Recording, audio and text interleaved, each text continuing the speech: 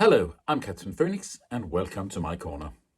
Today's video, which is going to be a very short one, is due to the sad circumstances of that I've just learned that Ahmad Jamal, the American piano player, pianist, has just died yesterday, Sunday.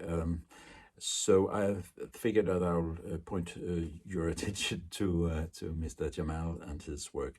I'm not very educated into what about Jamal and his music, but I've got a few records and I like them very much. So I think I'll just talk about them a little for you here. So hang on.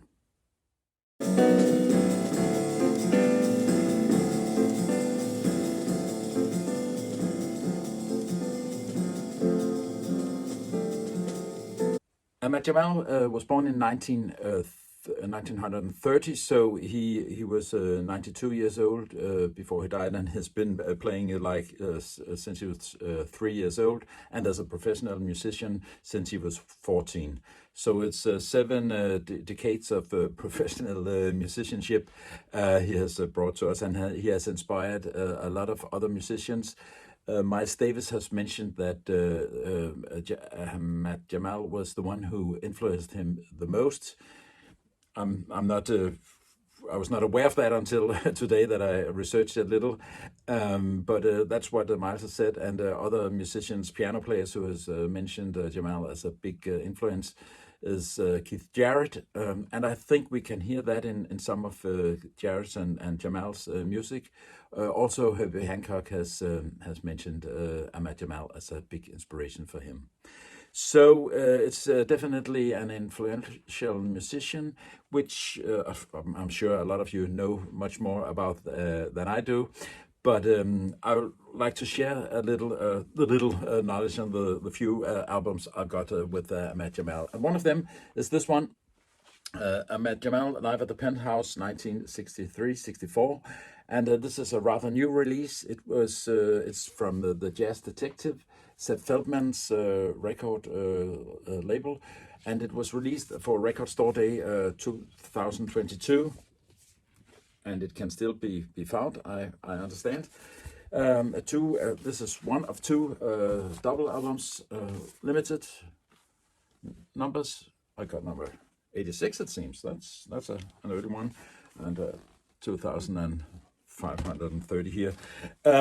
These are from a recording with Ahmad Jamal and his trio, never released before. Seth Feldman digs up these rare, unknown recordings and releases them. And these ones I can really recommend. The sound is good and the music is good. And what Jamal does on many of his recordings is that he leaves space for the other musicians in more than a lot of other musicians. I come to think a little bit of Bill Evans, and in my book, that's an absolute compliment. I really love Bill Evans. Is my favorite jazz musician. I think, yes, he is. And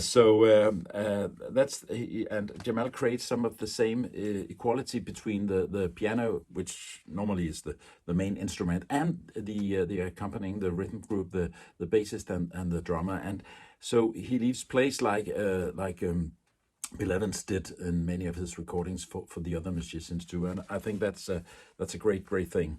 So these ones I can recommend. They're still available.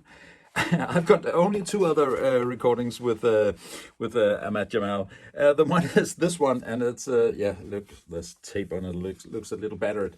This is Count 'em 88. And in this version, you may not have seen it before because it's a Danish release of this title.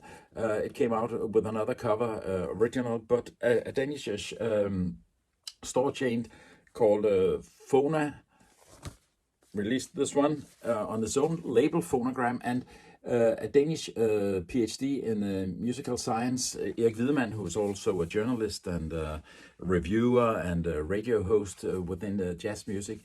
He had made some liner notes here where he and this company is kind of educating the Danish audience, it's in Danish here, about what to listen to in Ahmad Jamal's music and his arrangements.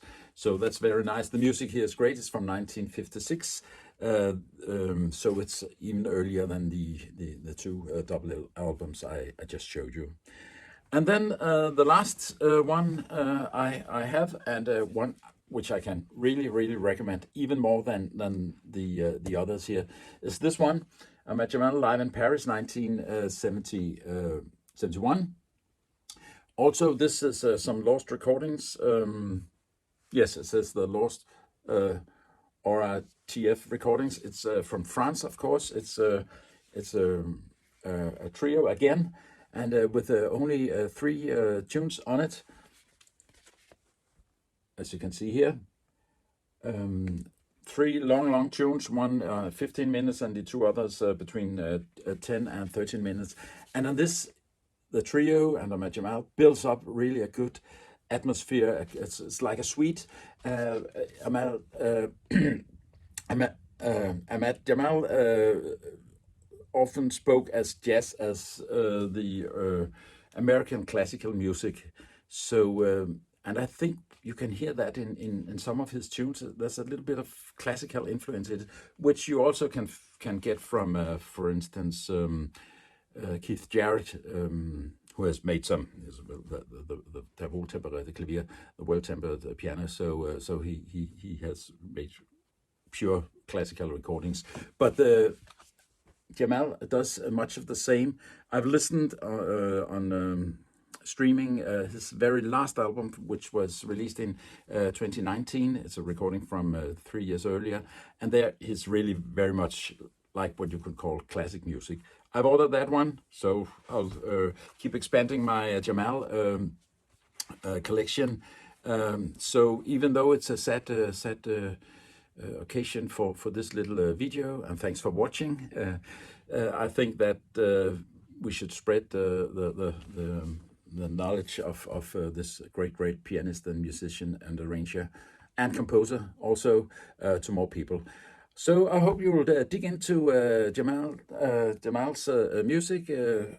This one would be a great place to start, but also the others I've shown you it's very accessible. So so I think that even if you're new to him or he's new to you, that'll be a way to go.